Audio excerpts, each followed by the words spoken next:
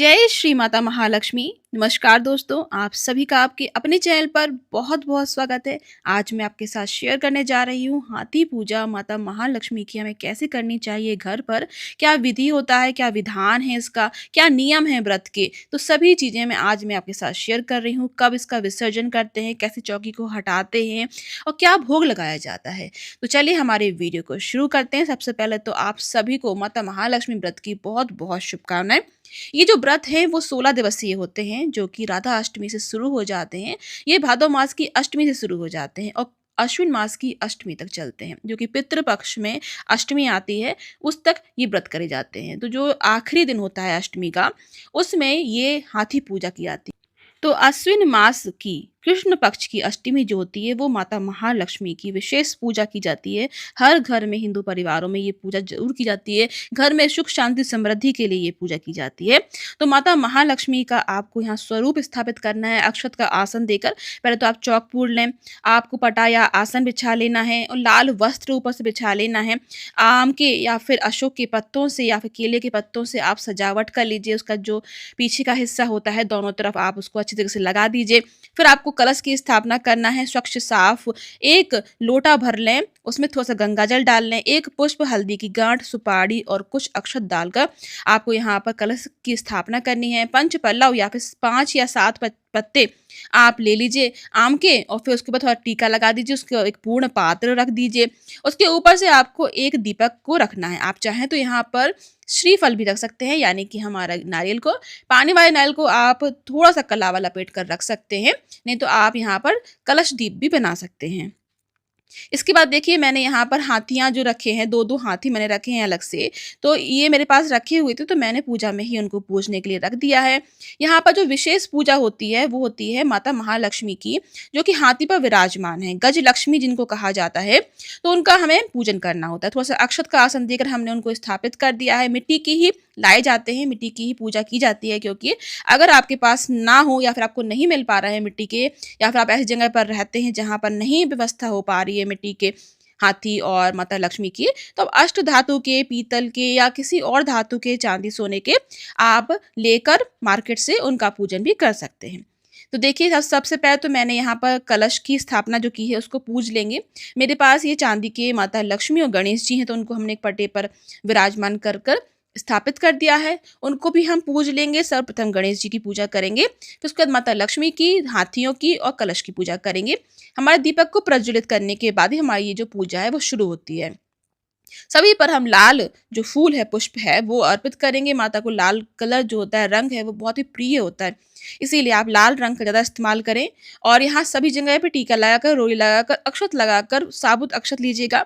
हम माता का पूजन कर लेंगे और इसके बाद हम कलश का पूजन कर लेंगे। फिर इसके बाद मैंने यहाँ एक पान रखा है और पान के ऊपर एक सुपारी और इलायची रखी हुई है। आप इसको भी ज़रूर रखें पूजा में।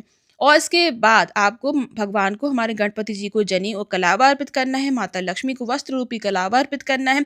आपके पास कोई अच्छी नई चुनरी रखी हो तो उसको आप माता पे उड़ा दीजिए। आप उनके वस्त्र भी बदल सकते हैं अगर आपके पास विग्रह हैं तो। उनका पंचामृत से अभिषेक कर कर आप उनके न्यू जो है आप कपड़े लेके आए हो, वस्त्र लेकर आए हो, वो आप उनको पहना दीजिए। फिर मेरे पास आप देख सकते हैं, मैंने आपको सामग्री में बताया होगा, अभी अगर आप नहीं देखी है वो वीडियो तो देख लीजिएगा, कि मेरे पास एक सोने की छोटी-सी ताबीज़ टाइप की है, जो कि पत्ते पे बनी हुई है माता लक्ष्मी सोने के पत्ते पर। तो मैं उनका भी पूजन कर रही हूँ। साइड में आपको दिख रहा होगा, कलश के पास रखी है, अक्षत के ऊपर वो। तो उनका भी पूजन कर लेंगे हम। तो मैं यहाँ पर 3 माता लक्ष्मी हैं जो मेरे पास अलग-अलग धातु की, एक तो चांदी की लक्ष्मी जी हैं, एक सोने की लक्ष्मी जी हैं और एक मेरे पास जो हाथी पे विराजमान है। तो 3 माता लक्ष्मियों की मैं यहाँ पूजा कर रही हूँ। आपके पास जैसी अवस्था हो वैसे आप कर सकते हैं। मिट्टी के बना सकते हैं, आपके पास चांदी की ले सकते हैं, पीतल की हो तो पीतल की ले सकते हैं, जो भी आपके पास हो। कुछ भी ना हो तो किसी फ़ोटो में अगर माता लक्ष्मी के आस-पास हाथी हैं तो आप उनका भी पूजन कर सकते हैं। अब यहाँ पर माता लक्ष्मी को जो प्रिय चीज़ें होती हैं, चांदी सोने के सामान जो आपके पास हो, आप यहाँ नोट निकाल कर रख सकते हैं। कोई आपके पास लॉकर में रखी हुई जेवरात हो या फिर आपके पास कुछ भी ज्वेलरी वगैरह हो तो उनका भी पूजन ज़रूर कीजिएगा। कमलगट्टे, गोमती चक्र, कौड़ी, और जो भी आपके पास पायल बिछिया हो नए, तो उनको भी यहाँ पर पूजा में ज़रूर रखें, उनका भी पूजन कीजिए। एक वो जो गुंचू आती हैं हमारे यहाँ जो कि अलग-अलग कलर्स की आती हैं, उनका भी मैंने रखा हुआ है, पूजा की है। अब आपको माता महालक्ष्मी के लिए 16 श्रृंगार यहाँ पर रखना है। हो सके तो बाँस की डलिया में ल रखिएगा, नहीं है तो कोई भी आप थाली या प्लेट ले लें, उसपे चुन्नी लगाकर उसके ऊपर आपको सभी सामान जो है श्रृंगार का, 16 श्रृंगार सुहाग का सामान वो निकाल कर माता महालक्ष्मी के लिए अवश्य रूप से निकाल के रखिएगा।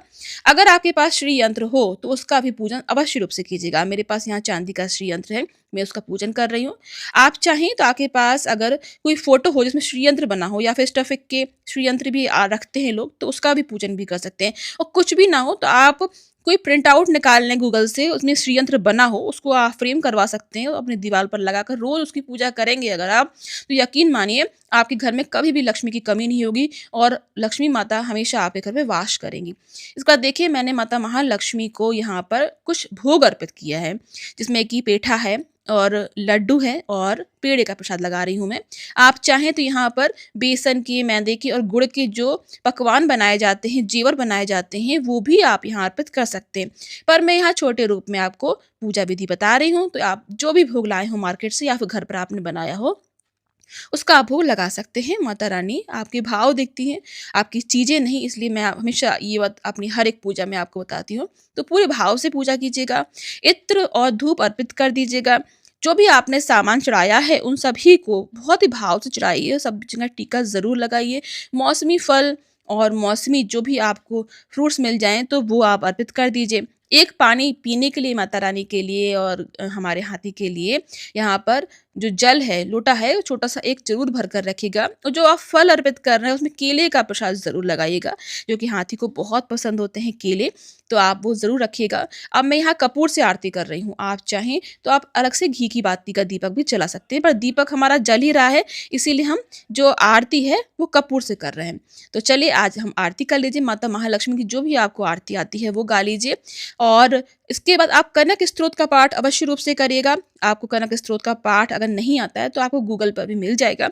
उसकी किताब भी आसानी से मार्केट में मिल जाती है, तो आरती आप भगवान को देकर आप समस्त पूरे परिवार को आरती दें। पूरी पूजा का आचमन कर लें और हाथ जोड़कर प्रार्थना करें कि अगर हमारी पूजा में कोई त्रुटि रह जाती है, कोई कमी रह जाती है, उसे माफ़ कीजिएगा।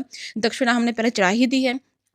अब आरती आप ले लीजिए, अपने पूरे परिवार को आरती दीजिए और हाथ जोड़कर प्रार्थना कीजिए कि आपकी पूजा सफल रहे।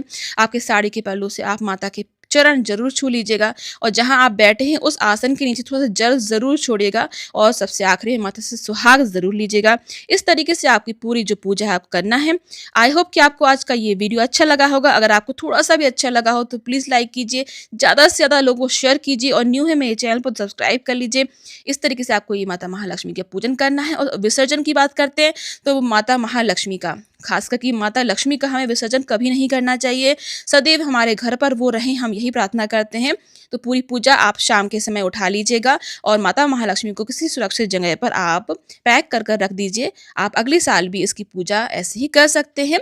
इस तरीके से आपको पूरी पूजा करनी है। आप सभी को माता महालक्ष्मी व्रत की बहुत-बहुत शुभकामनाएँ।